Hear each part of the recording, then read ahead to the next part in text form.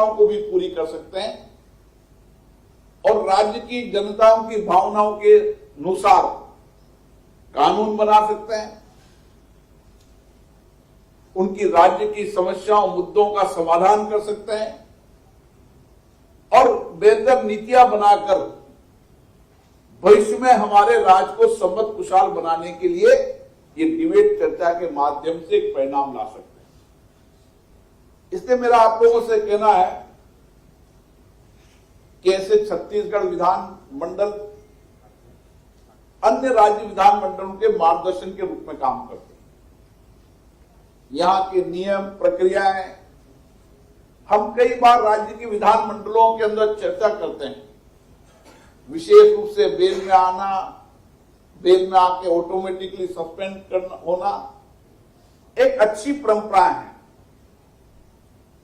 लेकिन फिर भी बेल में आते हैं। बेल में आना, विरोध करना, असहमति व्यक्त करना, यह हमारे लोकतंत्र के अंदर स्वाभाविक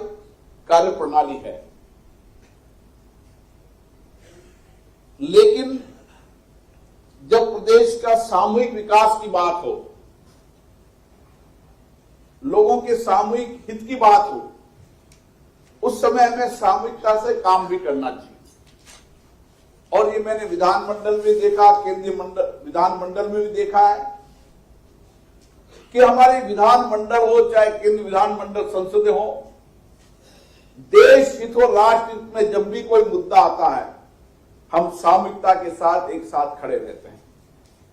एक साथ मिलकर काम करते हैं। और इसीलिए हमने इसी लोकतांत्रिक पद्धति से, जहां प्रदेश का विकास की बात हो, देश के हित का मुद्दे की बात हो, हमने सामूहिकता के साथ मिलकर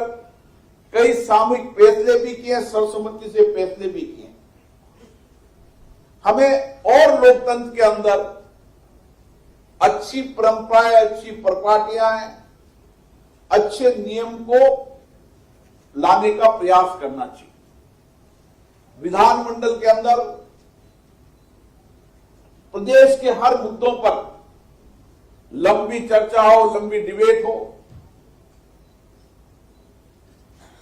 जनता की भावनाओं के विचारों की अभिव्यक्ति सदन में करें, ताकि एक बेहतर परिणाम हम ला पाएंगे। और इसीलिए मेरा आग्रह है कि चाहे पुराने अनुभव विधायक हो, चाहे नए अनुभव विधायक हो, हमें इस सदन के महत्वपूर्ण मुद्दों की डिबेट और चर्चा का अध्ययन करना चाहिए। यहां पर जो भी कानून इस विधानसभा ने बनाए, उन कानूनों का अध्ययन करना चाहिए। और विधानसभा के अध्यक्ष से भी मैं आग्रह करूंगा कि वो पुरानी जितनी डिबेट चर्चाएं हैं, उनको डिजिटलाइजेशन कर दें, ताकि जब भी इस विधानसभा में जो भी कानून लाए, उस कानून को किस परिप्रेक्ष्य में लाए थे, क्या उद्देश्य था, और कानून लाने के बाद क्या सकारात्मक परिवर्तन हुआ। अगर उस कानून में कमी है और फिर कानून लाया जा रहा है, तो हम और चर्चा करें, और डिबेट करें, और हम हितधारक जो जनता है उनके विचारों की अभिव्यक्ति सदन में करें, सरकार की तरफ ध्यान आकर्षण डालें। और यही विधायी मंच है जिसके माध्यम से आप अच्छी डिबेट, चर्चा, संवाद कर इस प्रदेश के नेता बन सकते हैं, जनता के विश्वास भरोसे को जीत सकते हैं। इसलिए मेरा आप लोगों से आग्रह है कि जो भी यहाँ की नियम प्रक्रियाएं हैं, उन नियम प्रक्रियाओं को अध्ययन कर अगर हम विधानसभा के माध्यम से हमारे क्षेत्र की जनता की बात भी रखेंगे और प्रदेश की जनता की बात भी रखेंगे, तो हम राज्य की समृद्धि खुशहाली भी कर पाएंगे और जनता के अभाव, कठिनाई, उनकी अपेक्षा, आकांक्षाओं को भी पूरी कर पाएंगे। इसलिए विधानमंडल हमें चुनकर जो भेजा है, इस विश्वास के साथ भेजा है कि यहां पर हम सार्वगर्भित तरीके से तथ्यों के आधार पर अध्ययन के आधार पर यहां पर विषयों को रखें और इसके लिए 2 दिन तक आपका जो प्रबोधन कार्यक्रम चलेगा उनमें विभिन्न विषयों पर आपको डिटेल में चर्चा होगी। मेरा मानना है, मैं माननीय नए विधायकों से तो विशेष आग्रह करता हूं, पुराने विधायकों से आग्रह करता हूं कि हमें विधानसभाओं के अंदर ज्यादा बैठने की आदत डालना चाहिए। जितनी देर आप विधानसभा में बैठोगे, अनुभवी लोगों के विचार भी मिलेंगे, नए विधायकों के विचार भी मिलेंगे, सरकार के पक्ष के मंत्रियों के विचार भी मिलेंगे। उतनी आप ज्यादा देर बैठने के बाद ज्यादा ठीक से चर्चा कर पाएंगे, ज्यादा ठीक से अपने विचारों को तर्कसंगत रख पाएंगे, चाहे प्रश्नकाल हो, चाहे स्थगन का हो, चाहे कानून बनाने का विषय हो। मेरा मानना है, जो विधायक ज्यादा देर सदन में बैठता है वो ठीक से अपनी बात को रखने में प्रभावी तरीके से एक दिन उसका लाभ मिलता है।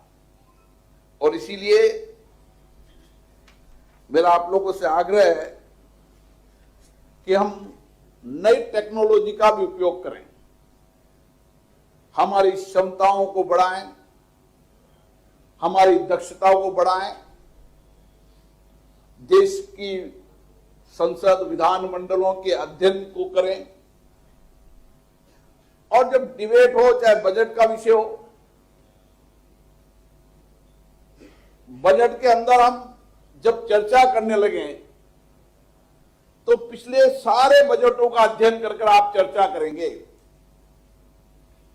और जो बजट आवंटित हुआ था उसका ठीक से उपयोग हुआ नहीं हुआ,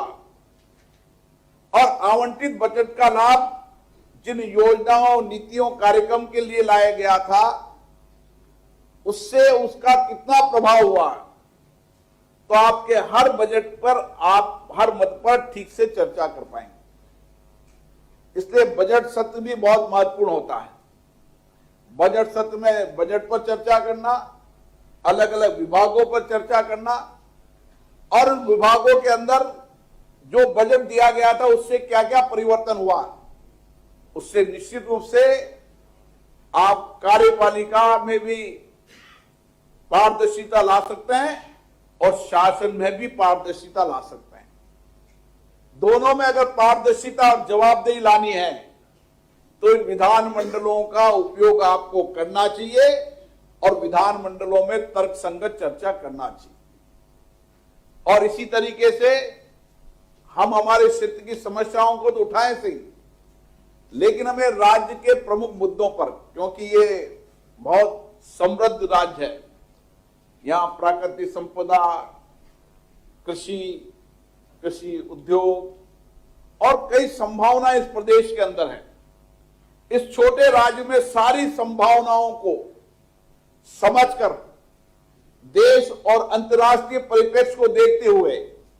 हम किस तरीके से राज्य के विकास में हमारा योगदान दे सकते हैं, किस तरीके से राज्य को और विकास में तेजी ला सकते हैं, कैसे समाज के अंतिम व्यक्ति के जीवन में परिवर्तन ला सकते हैं, यह हमारी चर्चा संवाद से संभव हो पाएगा। और विशेष रूप से अध्यक्ष जी, यानी मैं संसदीय कार्य मंत्री जी से आग्रह करूंगा कि सत्र में एक दिन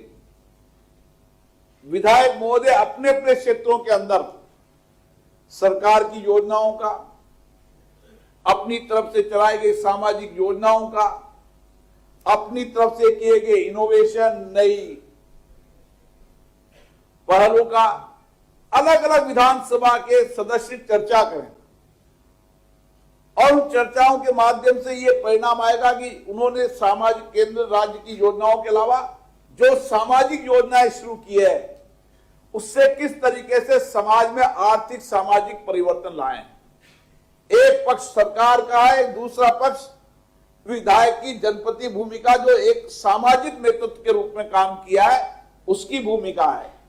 उससे जब चर्चा करेंगे तो निश्चित रूप से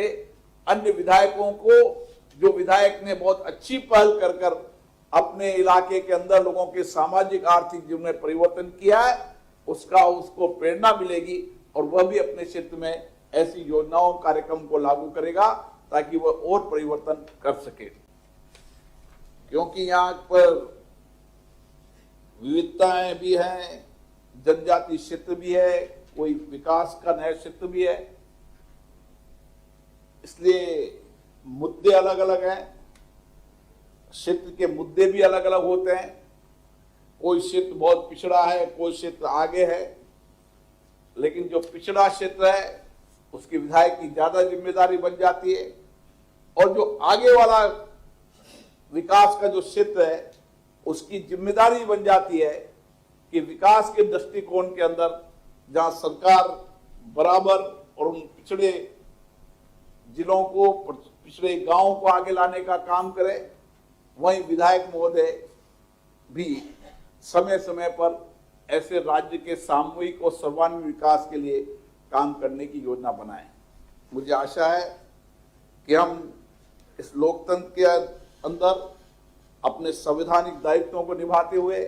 सहमति असहमति हमारे लोकतंत्र की विशेषता है, लेकिन इस विधानसभा को हम और संवैधानिक रूप से अच्छी परंपराओं, अच्छी प्रॉपर्टियों की विधानसभा बनाएं, आदर्श विधानसभा बनाएं। क्योंकि माननीय अध्यक्ष यहाँ पर रहे, प्रतिपक्ष के नेता भी हैं और सदन और प्रतिपक्ष मिलकर ऐसे नियम, प्रक्रियाएं, प्रॉपर्टी, परंपराओं को आगे बढ़ाएंगे जिससे हम ये उदाहरण दे सकें कि छत्तीसगढ़ की विधानसभा एक आदर्श विधानसभा है जहां पर संवैधानिक दायित्वों का भी ठीक से उपयोग किया जाता है और जहां पक्ष विपक्ष बैठकर राज्य के सर्वांगीण विकास में बैठकर दोनों मतों पर सहमति असहमति भी करता है, नीतियों का विरोध करने की आवश्यकता विरोध भी करता है, लेकिन जहां सकारात्मक पक्ष सरकार को बताने का होता है वो सकारात्मक दिशा में भी सहयोग करता है। हम नई पहल, नए प्रयोग करने की आवश्यकता है। इस लोकतंत्र को, संवैधानिक संस्थाओं को अगर हम मंदिर मानते हैं तो हमें इनकी प्रतिष्ठा, इनकी गरिमा को बढ़ाने का प्रयास करने की आवश्यकता है। तत्कालीन रूप से बेल में आना, तत्कालीन रूप से सदन का गतिरोध कराना, तत्काल तो उसका लाभ हो सकता है, लेकिन लंबे समय आप लाभ नहीं हो सकता। लंबे समय जब कभी आपके पुराने विधायक सदन की प्रोसीडिंग देखेंगे तो जो बेस्ट विधायक वही होगा जिसने यहां संसद विधानसभा बैठकर प्रमुख मुद्दों पर भी चर्चा की, कानून बनाते समय अपने पक्ष को मजबूत रखा और जनता की अपेक्षा आकांक्षाओं को भी मजबूत रखा और राज्य के समृद्धि विकास के लिए भी सकारात्मक विचार रखे और पुरानी डिबेट चर्चा के अंदर आने वाले मान्य सदस्यों को प्रेरणा देगा। इसीलिए मेरा आपसे यही आग्रह है कि हम सब सदस्य मिलकर इस छत्तीसगढ़ को एक विकसित प्रदेश बनाने में एक ऐसी बुनियादी खड़ा करें, ऐसी चर्चा संवाद की नई परंपरा शुरू कर सकें ताकि इस प्रदेश को भव्य भी बना सकें, विकसित भी बना सकें और जनजाति क्षेत्र के लोगों के जीवन में परिवर्तन कर लाकर एक देश के अंदर नई पहल कर सकें कि छत्तीसगढ़ प्रदेश जो छोटा है लेकिन अपने पहल से, अपने कार्य से, अपनी कार्य प्रणाली से, अपने विधानमंडल के अंदर चर्चा संवाद से हमने श्रेष्ठ और विकसित छत्तीसगढ़ बनाया है। मुझे आशा है आप सब मिलकर इसका सामूहिकता से प्रयास करेंगे। आप सभी को बहुत बहुत धन्यवाद। धन्यवाद महोदय, आपके कृपा पूर्वक प्रेरक आशीर्वचन के लिए। अब माननीय उप मुख्यमंत्री, माननीय नेता प्रतिपक्ष, माननीय संसदीय कार्य मंत्री एवं सचिव छत्तीसगढ़ विधानसभा से सादर आग्रह है कि आयोजन के मुख्य अतिथि माननीय लोकसभा अध्यक्ष जी का साल श्रीफल से स्वागत कर स्मृति चिन्ह भेंट करें।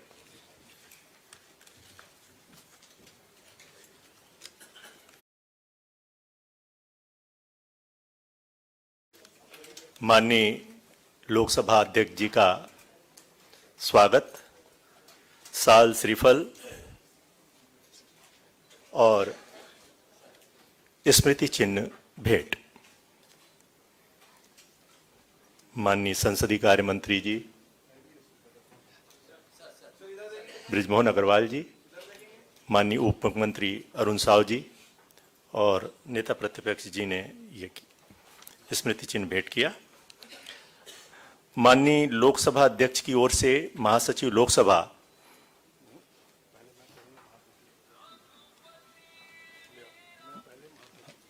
महासचिव महोदय महासचिव लोकसभा का सम्मान करेंगे।